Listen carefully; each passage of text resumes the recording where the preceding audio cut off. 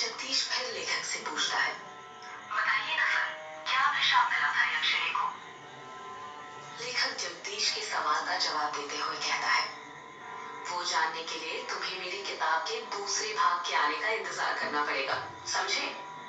अच्छी marketing strategy है sir, किताब बेचने की। वो तो होगी जगदीश, किताब बेचता हूँ और उस किताब के साथ अपने दर्द भी, तो उन आंसुओं के पैसे तो वसूलूंगा ही ना। बस एक बात दिमाग में रखना कि कोई भी इंसान बुरा नहीं होता, उसे बुरा बनाया जाता है। मतलब यक्षिणी बुरी नहीं थी, उसे बुरा बनाया गया था, है ना सर?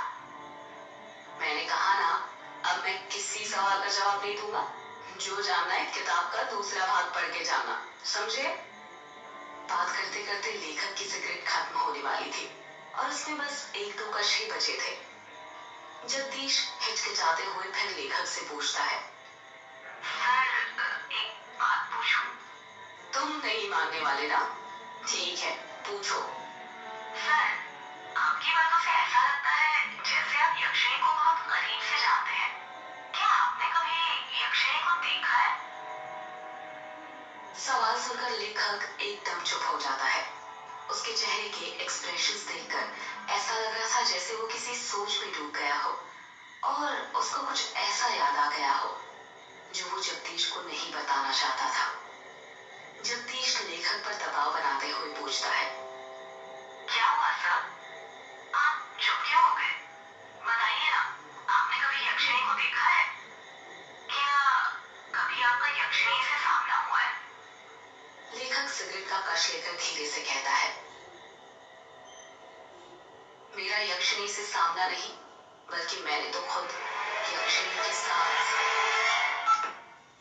लेखक ने इतना ही कहा था कि तभी फोन कट हो जाता है। लेखक अपना मोबाइल देखते हुए कहता है, अरे ये क्या, फोन कैसे कट गया? लगता है नेटवर्क चले गया। ये गांव में यही प्रॉब्लम रहती है यार, पता ही नहीं चलता कब नेटवर्क आता है और कब चले जाता है। इतना कहकर लेखक उसकी कुर्सी के बगल में रखी बैसाखी के सहारे खड़ा हो जाता है। वो लेखक लंगड़ा था, उसका एक पैर जो था वो सही से काम नहीं करता था, जिसके कारण वो लंगड़ा लंगड़ा कर चलता था। उस लेखक ने बैसाखी के सहारे अभी एक दो कदम ही आगे बढ़ाए थे कि तभी कमरे की लाइट अपने आप बंद चालू होने लग जाती है। लेखक कमरे के अंदर लगे बल्ब को देखते हुए कहता है, अरे अभी लाइट को क्या हो गया अचानक? देखते ही देखते लाइट पूरी तरह बंद हो जाती है और कमरे के अंदर चारों तरफ अंधेरा छा जाता है। इतना अंधेरा कि लेखक को उसके हाथ पैर भी नहीं दिखाई दे रहे थे। ये क्या हो रहा है आज? कहीं वो आ तो नहीं गई? नहीं नहीं नहीं, ऐसा नहीं हो सकता, वो नहीं आ सकती। लेखक ने खुद से इतना ही कहा था कि तभी कमरे का दरवाजा जो बंद हुआ था वो अपने आप खुल जाता है। दरवाजे के बाहर से हल्की सी सफेद रोशनी आ रही थी। लेखक जल्दी जल्दी बैसाखी के सहारे दरवाजे के पास जाने लग जाता है। तभी कोई उसका पैर पकड़ लेता है और वो धड़ाम से नीचे गिर जाता है। मेरा पैर! लेखक धीरे धीरे अपने पैर की तरफ देखने लग जाता है, पर अंधेरा इतना ज्यादा था कि उसे कुछ दिखाई नहीं दे रहा था। लेखक जैसे ही अपना हाथ अपने पैर पर रखता है, उसको महसूस होता है कि उसका हाथ किसी दूसरे के हाथ के ऊपर रखा हुआ था। लेखक डर जाता है और झट से अपना हाथ अपने पैर से हटा लेता है। तभी उसे एहसास होता है कि अब किसी ने उसका पैर नहीं पकड़ा हुआ था। लेखक जितनी फुर्ती के साथ रेंगते रेंगते दरवाजे के पास जा सकता था, उतनी फुर्ती से जाने लग जाता है। लेखक दरवाजे के पास पहुंचा ही था कि तभी वो दरवाजा अपने आप बंद हो जाता है।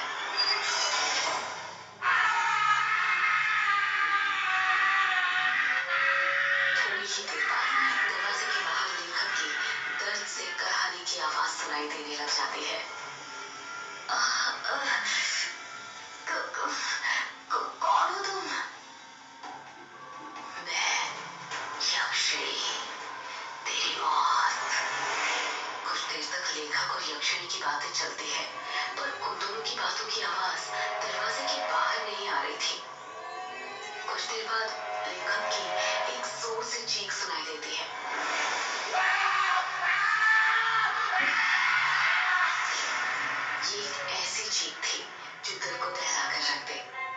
ही पल दरवाजे के नीचे से लेखक का खून बहकर दरवाजे के बाहर आने लग जाता है। 13 साल बाद ट्रेन, जो कि तेज रफ्तार के साथ पटरी पर भागी जा रही थी, ठीक उस तरह जिस तरह हमारी जिंदगी भागती है। फर्क इतना है, ट्रेन स्टेशन आने पर रुकती है, पर हमारी जिंदगी कभी नहीं रुकती जब तक हमारी सांसें न रुक जाए। युग, जिसकी उम्र 26 साल, गोरा रंग, चेक शर्ट, ब्लैक पैंट पहनकर विंडो सीट पर बैठा हुआ था और अपने कानों में हेडफोन डालकर पॉकेट एफएम पर भूतिया कहानी मेघ एक श्राप सुन रहा था। कहानी सुनते हुए ही युग विंडो के बाहर दिख रहे मेघालय के गारो पहाड़ की हसीन वादियों का मजा ले रहा था।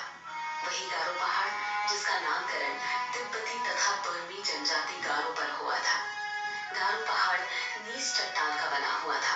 पहाड़ों को चारों तरफ से सफेद बादलों ने घेर लिया था, जिन्हें देखकर ऐसा लग रहा था कि पहाड़ों ने बादलों की सफेद चादर ओढ़ कर रखी हुई हो। उन्हीं बादलों को देखते हुए युग की आंख लग जाती है।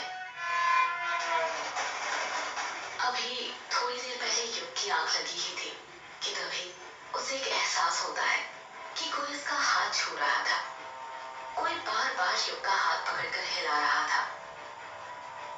युग बौखलाहट के साथ उठ जाता है और जब अपनी आंखें खोलता है तो देखता है कि उसके चेहरे के जस्ट सामने एक बुढ़े का चेहरा था, जो बड़ी बड़ी आंखें करके उसे घूर रहा था। उस बूढ़े ने सफेद मटमैली सी धोती पहनी हुई थी।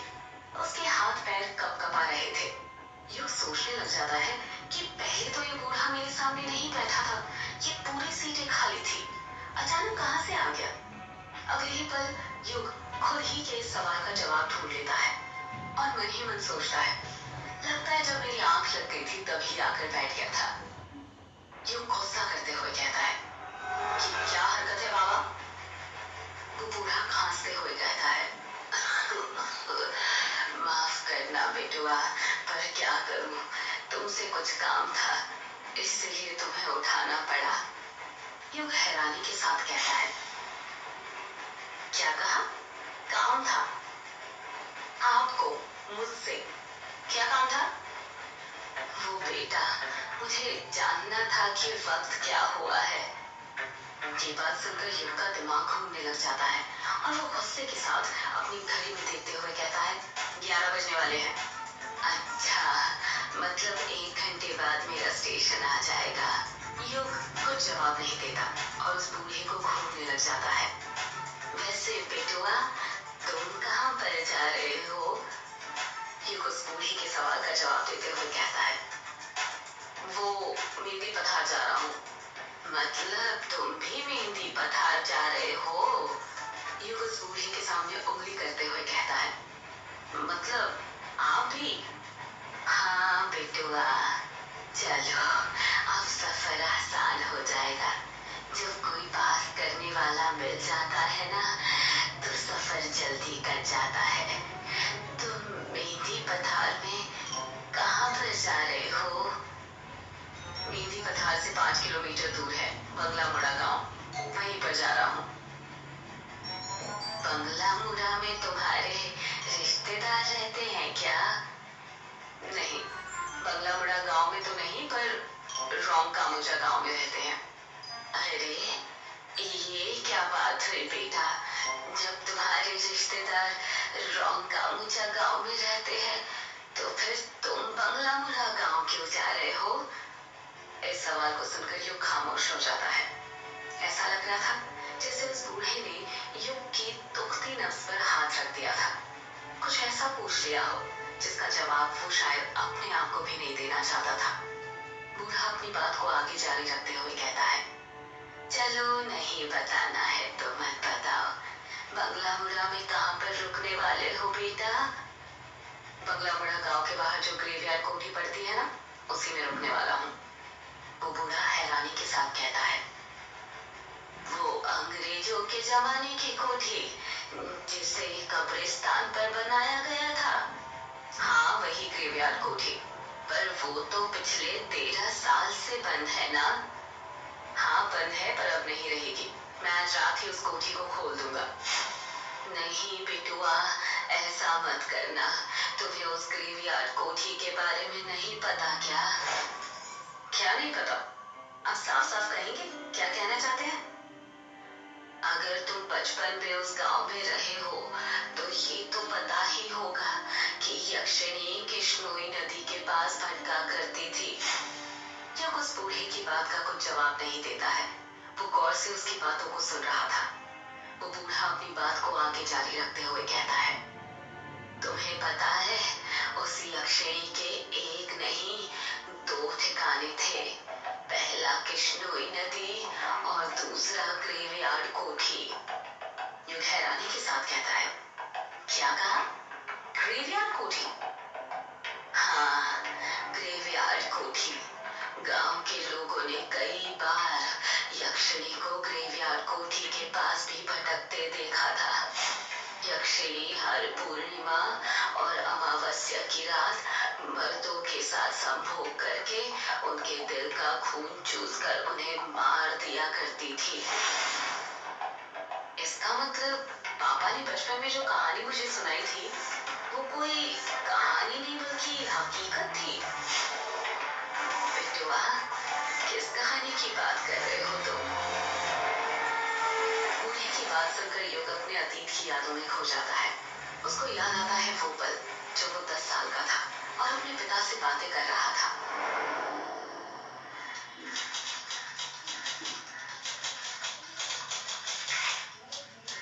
पापा पापा, क्या कर रहे हो आप? युग ने प्यार से पूछा। कुछ नहीं बेटा, कहानी लिख रहा हूँ। युग के पिता ने टाइपराइटर पर कहानी टाइप करते हुए कहा। क्या कहा पापा? कहानी? कौन सी कहानी लिख रहे हैं आप? यक्षिणी की कहानी बेटा। पापा, मुझे भी यक्षिणी की कहानी सुनाइए ना। नहीं बेटा, तुम अभी बहुत छोटे हो, तुम डर जाओगे। जब बड़े हो जाओगे तब सुनना, ठीक है? युग उदास हो जाता है और मुंह बनाते हुए कहता है, प्लीज पापा सुनाइए ना, मैं नहीं डरूंगा, प्रॉमिस। और आप ही कहते हैं ना कि अब तो मैं बड़ा हो गया हूँ और बच्चे डरते नहीं हैं बल्कि डराते हैं। तो प्लीज पापा मुझे यक्षिणी की कहानी सुनाइए ना। युग जिद करने लग जाता है और युग की जिद के आगे उसके पापा हार मान जाते हैं और उसे यक्षिणी की कहानी सुनाने लग जाते हैं। कहते हैं ये जो अपनी किश्नोई नदी है ना, बहुत सालों से वहां पर यक्षिणी डायन रहा करती थी। युग हैरानी के साथ कहता है, ये बंगला मुड़ा और रोंकामुचा गांव के बीच में जो नदी पड़ती है वहीं पर पापा? हाँ बेटा, वहीं पर। ये जो यक्षिणी होती है ना, एक जंगलों में या पानी वाले जगहों के पास पाई जाती है। हर पूर्णिमा और अमावस्या के दिन आने जाने वाले मुसाफिरों को जो रात में नदी पार किया करते थे, उन्हें ये लुभाती थी और अपने रूप जाल में फंसाकर अपना शिकार बनाया करती थी। कहते हैं यक्षिणी को कमल और चमेली के फूल बहुत पसंद होते हैं। वो हमेशा उसे अपने पास रखा करती थी। जिन पुरुषों को यक्षिणी अपना शिकार बनाती थी, उन्हें वो सबसे पहले कुछ खाने को दिया करती थी। खाने का? पर क्यों पापा? वो इसलिए बेटा, क्योंकि वो उस खाने में ऐसा मंत्र फूंकती थी कि जो भी पुरुष उसे खाता था वो उसके वश में हो जाता था। ऐसे ही एक बार यक्षिणी ने एक पुरुष को अपना शिकार बना लिया और उसे अपने वश में करने के बाद उसके साथ संभोग करने लग। युग बीच में ही बोल पड़ता है, ये संभोग क्या होता है पापा? युग का सवाल सुनकर युग के पिता चुप हो जाते हैं और वो बात को घुमाते हुए कहते हैं, ये आपके मतलब की चीज नहीं है बेटा। आप अभी छोटे हो ना, जब आप बड़े हो जाओगे तब हम इसका मतलब आपको बताएंगे। अभी आप कहानी पर ध्यान दो। ठीक है पापा, फिर आगे क्या हुआ? संभोग करने के बाद यक्षिणी अपने असली रूप में आ जाती थी। यक्षिणी का असली रूप बेहद डरावना होता है। इतना डरावना कि जिसे देखकर किसी की भी दिल की धड़कनें थम जाए। अपने असली रूप में आने के बाद यक्षिणी अपने शिकार के दिल का खून चूस लेती थी। पर वो ऐसा क्यों करती थी पापा? क्या वो बुरी औरत थी? नहीं बेटा, यक्षिणी बुरी औरत नहीं थी, बल्कि वो तो बहुत अच्छी औरत थी, दूसरे लोक से आई हुई एक अप्सरा की तरह। तो फिर पापा वो आदमियों के साथ वो क्या बोला था आपने? हाँ याद आया, संभोग करके क्यों मार देती थी? युग के पिता कुछ याद करते हुए कहते हैं, अभिशाप के कारण बेटा। कैसा अभिशाप पापा? बेटा वो अभिशाप ये था कि युग के पिता ने इतना कहा ही था कि बाहर के कमरे से युग की माँ की आवाज सुनाई देती है, युग बेटा, ओ युग बेटा, चलो आओ, खाना खा लो, खाना बन गया है। युग अपनी माँ को मना करते हुए कहता है, नहीं माँ, मुझे अभी खाना नहीं खाना है, मैं पापा से कहानी सुन रहा हूँ। क्या कहा? कहानी सुन रहे हो? तुम्हारे पापा को कहानी लिखने और सुनाने के सिवा और कुछ आता भी है? जब देखो दिन भर कहानी लिखते रहते हैं, खुद तो बिगड़े हुए हैं ही, तुम्हें भी बिगाड़ने पर तुले हुए हैं। चलो जल्दी आओ खाना खाने, मैंने खाने की थाली बना ली है तुम्हारे लिए। नहीं माँ, मैं नहीं आ रहा, कहानी खत्म होने के बाद ही आऊंगा। क्या कहा? नहीं आ रहे? लगता है मुझे ही आना पड़ेगा, रुको, अभी बेलन लेकर आती हूँ, तभी तुम मारोगे। पायल की बजने की आवाज सुनाई देने लग जाती है। ऐसा लग रहा था जैसे युग की माँ युग के कमरे की तरफ आ रही हो। कुछ ही देर में युग की माँ हाथों में बेलन लेकर उस कमरे में आ जाती है। युग को उसकी माँ का चेहरा दिखाई नहीं दे रहा था, क्योंकि उसके बचपन की यादों में उसकी माँ का चेहरा मिट चुका था। उसे नहीं पता था कि उसकी माँ कैसी दिखती थी। उसको उसकी माँ की बातें तो सारी याद थी, पर उनका चेहरा नहीं। युग की माँ उसका कान पकड़ते हुए कहती है, तो क्या कह रहे थे बेटा तुम? कि तुम्हें खाना नहीं खाना? जरा एक और बार बोलना।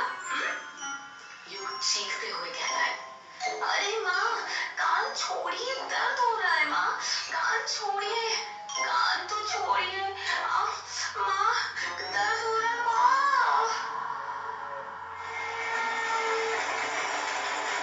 मामा कहते हुए ही युग अपने अतीत की यादों में से बाहर आ जाता है। जब युग अपनी आंखें खोलता है तो देखता है कि उस बूढ़े ने उसका हाथ पकड़ा हुआ था और उसे हिला हिला कर पूछ रहा था, अरे ओ बिटुआ, कहाँ खो गए? ठीक तो हो तुम?